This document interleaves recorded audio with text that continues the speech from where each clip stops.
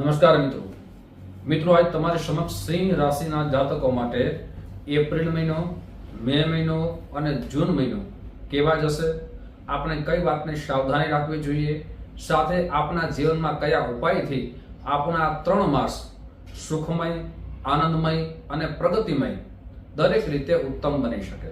મિત્રો આ વિડીયો સિંહ રાશિના જાતકો માટે પરિપૂર્ણ રીતે જરૂર સાંભળજો, આપને ખૂબ આનંદ આવશે। સાથે સાથે આપને સાવધાની કઈ વાતની રાખવી એ પણ જાણવા મળશે, જેનાથી આપ નુકસાનથી બચી શકશો। મિત્રો સૌથી પહેલા તો આપણે માસિક કુંડળીના ગ્રહોની સ્થિતિ આપણે જરૂર જોઈએ કે આપણા ગ્રહો કયા સ્થાનમાં છે, એ શું ફળ આપશે। સૌથી પહેલા મિત્રો આ જે પણ ચર્ચા કરીએ છીએ એ સિંહ રાશિ એટલે કે ચંદ્ર રાશિના આધાર ઉપર આપણે ચર્ચા કરીએ છીએ। તો આપણા જન્મ ગ્રહો બીજા ભાવમાં કેતુ રહેશે, સાથે શનિ અને મંગળ આપણા 7મા ભાવમાં રહેશે, સાથે આપણા 9મા ભાવની અંદર મિત્રો 2 ગ્રહો છે, બુધ અને ગુરુ। આપણા 8મા ભાવની અંદર જે સૂર્ય ભગવાન છે, શુક્ર ભગવાન છે અને રાહુ છે। સાથે પરિવર્તન ક્યારે થશે, શું ફળ મળશે, વિસ્તારપૂર્વક આજે બધી ચર્ચા કરશું। મિત્રો સૌથી પહેલા આપણે ચર્ચા કરીએ સ્વાસ્થ્ય બાબતની। સૌથી પ્રથમ ભાવ અને છઠ્ઠો ભાવ છે એ બીમારીથી આપણે જોઈ શકાય છે। તો સ્વાસ્થ્ય બાબતમાં આપણે ખાસ કરીને જે સૂર્ય ભગવાન છે એ આપણા 8મા ભાવમાં છે, એટલે કે રાહુ સાથે છે અને શુક્ર સાથે છે, અને એમનું રાશિ પરિવર્તન આવશે 14 એપ્રિલ પછી। 14 એપ્રિલ પછી 14 એપ્રિલ સુધી આપણે ખાસ આપણા સ્વાસ્થ્ય બાબતમાં કાળજી લેવાનો સમય બની શકે છે। એટલે કે એ સમયમાં આપને કોઈ પ્રવાસમાં જાઓ અથવા કોઈ યાત્રામાં જાઓ તો આપણે ખાવા પીવામાં ખાસ સાવધાની રાખવી ખૂબ જરૂરી છે, એટલે આપનું સ્વાસ્થ્ય સારું રહી શકે છે। પણ 14 એપ્રિલ પછી સ્વાસ્થ્ય બાબતની આપણે ચિંતા કરવાની નથી। શા માટે? તો કે સૂર્ય ભગવાન છે એ 9મા ભાવમાં આવશે, અને 9મા ભાવમાં પછી એ પરિવર્તન ક્યારે કરશે તો કે પાછા 14 મે થી પરિવર્તન કરશે, પાછા 14 જૂન થી પરિવર્તન કરશે, એટલે 10મા ભાવમાં આવશે। આ રીતે માસ પ્રમાણે તમને પણ સારા ફળની પ્રાપ્તિ થવાની છે। 9મો ભાવ છે એ મિત્રો ભાગ્યનો ભાવ જોવામાં આવે છે, સાથે 10મો ભાવ છે એ મિત્રો એ પણ કહી શકાય કેરિયરનો ભાવ જોવામાં આવે છે, એટલે 10મો ભાવ પણ તમારા માટે સારો છે। સૂર્ય ભગવાનનું રાશિ પરિવર્તન તમારા માટે સારું છે। હવે વાત કરીએ મિત્રો વિદ્યાર્થી બંધુઓ માટે કે વિદ્યાર્થી બંધુઓ માટે આ 3 માસ કેવા જવાના છે। અને મિત્રો વિચાર કરીએ કે 5મા ભાવના માલિક એટલે કે ગુરુદેવ છે, બૃહસ્પતિ છે। આ બૃહસ્પતિ રાશિ પરિવર્તન ક્યારે કરશે? 1 મે થી। અને આપણા જે અત્યારે માસિક કુંડલી પ્રમાણે બુધ અને ગુરુ છે એ 9મા ભાવમાં છે, અને 1 મે થી ગુરુ મહારાજનું રાશિ પરિવર્તન થશે, એટલે કે તમારા માટે ખૂબ જ સારું છે। આપ જે કામ કરશો એ કાર્યમાં આપને સફળતા મળશે, એટલે કે જે વાંચન કરશો, જે મહેનત કરશો એનું પરિણામ આપને મળવાના ઉત્તમ યોગ નિર્માણ થઈ રહ્યા છે। સાથે ગુરુ મહારાજ છે એ કેન્દ્ર સ્થાનમાં આવશે, એટલે કે આપની યાદ શક્તિમાં પણ ખૂબ સારો વધારો થવાની સંભાવના વધી જશે। સાથે આપ વિદેશમાં અભ્યાસ કરવા માંગો છો ત્યાં પણ આપને લાભ થશે। સાથે આપ જે મહેનત કરી હતી અને જે પરીક્ષામાં આપનું પરિણામ આવતું ન હતું એ પરિણામ આપને ચોક્કસ રીતે મળશે। પણ મિત્રો યાદ રાખજો, પુરુષાર્થ એ જ સફળતાની ચાવી છે, મહેનત છે એ જ સફળતાની ચાવી છે, અને એ જ તમને ગ્રહો છે એ સારા ફળની પ્રાપ્તિ કરાવશે। મિત્રો હવે વાત કરીએ આપણે વિવાહિક જીવનની કે આપનું વિવાહિક જીવન કેવું જશે, એ ચર્ચા કરીએ તે પહેલા એક નમ્ર પ્રાર્થના છે। મારા નવા મિત્રો આ વિડીયો જોઈ રહ્યા છો, મિત્રો આ વિડીયો તમને ગમે તો જરૂર ને જરૂર લાઈક કરજો, શેર કરજો।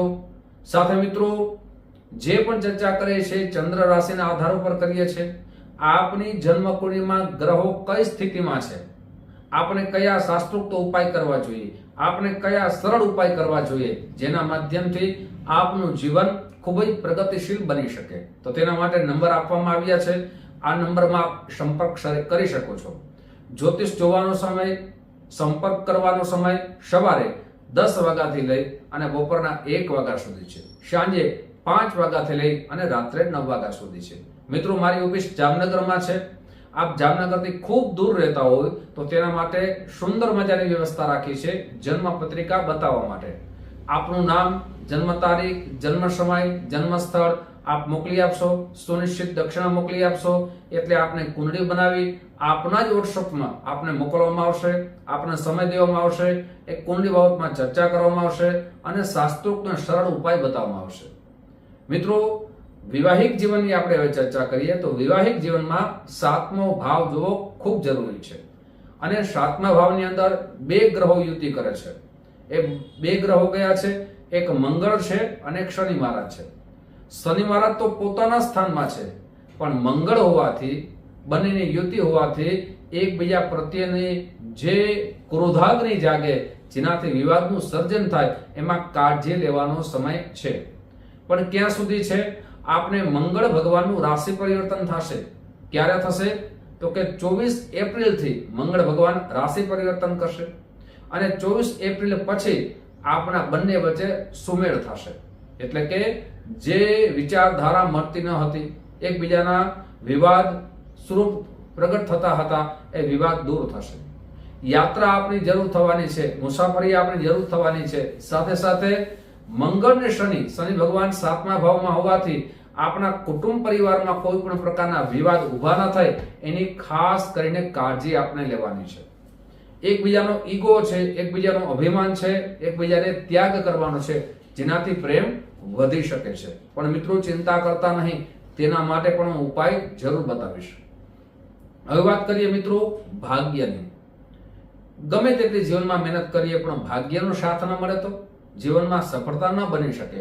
અને ભાગ્યના સ્થાનમાં બંને ગ્રહો છે મિત્રો. આ બંને ગ્રહો કયા છે? બુધ અને ગુરુ. અને ભાગ્યના રાશિ સ્વામી છે એ મંગળદેવ છે. તો આપને 24 એપ્રિલ સુધી મંગળ રાશિ પરિવર્તન કરશે પછી આપનું ભાગ્યોદય થવાની સંભાવના છે. પણ એ ભાગ્યનો પૂરેપૂરો સંપૂર્ણ રીતે ક્યારે સફળ થવાની સંભાવના વધી જાય છે? તો કે 1 જૂન પછી. ખાસ મિત્રો આપને કહું છું કે 1 જૂન પહેલા આપને કોઈ મોટું સાહસ ન કરતા. શેર બજારમાં કોઈ પણ પ્રકારનું પૈસાનું રોકાણ કરતા પહેલા સાવધાની રાખવી જોઈએ જેનાથી નુકસાનથી બચી શકો. કોઈ મોટી ખરીદારી ન કરતા જેનાથી એમાં પણ આપને નુકસાન થઈ શકે છે. આપના પૈસા બ્લોક થઈ શકે છે. આપ ભાગ્યવંત 1 જૂન પછી બનવાના છો, પછી આપને કોઈ પણ કાર્યમાં સફળતા મળશે. પણ ત્યાં સુધી સાવધાન રહેવું ખૂબ જરૂરી છે. હવે વાત કરીએ કેરિયરની. તો કેરિયરના જે ભાવના માલિક છે મિત્રો એ કોણ છે? તો કે શુક્રદેવ છે. અને શુક્રદેવ કોની સાથે છે? તો કે શુક્રદેવ રાહુ સાથે છે. અને શુક્ર ભગવાન છે સૂર્ય અને શુક્ર રાહુ સાથે છે. એટલે આપ જ્યાં નોકરી કરો છો એ નોકરીમાં આપની પાછળ રાજનીતિ ન થાય ને એ ખાસ કાળજી લેજો. આપને કોઈ સાથે વિવાદમાં પડવાનું નથી. આપ વિવાદ કરશો તો મને લાગે છે કે આપનો વિવાદ વધશે અને આપનું પરિણામ સારું નહીં આવે. એટલે જ્યાં નોકરી કરો છો એ નોકરીમાં ખૂબ જ શાંતિપૂર્વક આપને મહેનત કરવાની છે. મિત્રો સાથે 1 જૂન પછી જે નોકરી શોધી રહ્યા છે એના પણ ઉત્તમ યોગ નિર્માણ થઈ રહ્યા છે. હવે મિત્રો વાત કરીએ આપણે ઉપાયની. આપણે કયા ઉપાય કરવા જોઈએ? તો કે આપણા જીવનમાં સફળતા મળે એના માટે રોજ સૂર્ય ભગવાનને જલ અવશ્ય ચડાવવું જોઈએ અને જલની અંદર દૂધ અવશ્ય પધરાવવું જોઈએ. સાથે ઓમ શહ સૂર્યાય નમઃ અથવા રામ રીમ રોમ શહ સૂર્યાય નમઃ આ મંત્રની 1 માળા અવશ્ય કરવી જોઈએ. રવિવારના દિવસે આપ પીળી વસ્તુનું દાન કરો. સાથે આપની જન્મ કુંડળી બતાવી સૂર્યનું રત્ન માણેક રત્ન આપ ધારણ કરો. આપના માટે ઉત્તમ બની શકે. સાથે આદિત્ય સ્તોત્રનો પાઠ કરો અને સાંજના સમયમાં હનુમાન ચાલીસાનો પાઠ કરો. આપનું જીવન ઉત્તમ બની શકે. મિત્રો આ જ રીતે તમારી સમક્ષ દરેક રાશિઓની માહિતી રાખતો રહીશ. જે માધ્યમથી વિડીયો જોવો છો, ફેસબુકના માધ્યમથી જોવો તો અમારા આ પેજને અથવા અકાઉન્ટને ફોલો કરી લેજો. સાથે આ યુટ્યુબના માધ્યમથી જોવો તો અમારા ચેનલને સબસ્ક્રાઇબ કરી લેજો. ફરીથી મળશું. જય શ્રી કૃષ્ણ. મહાદેવ.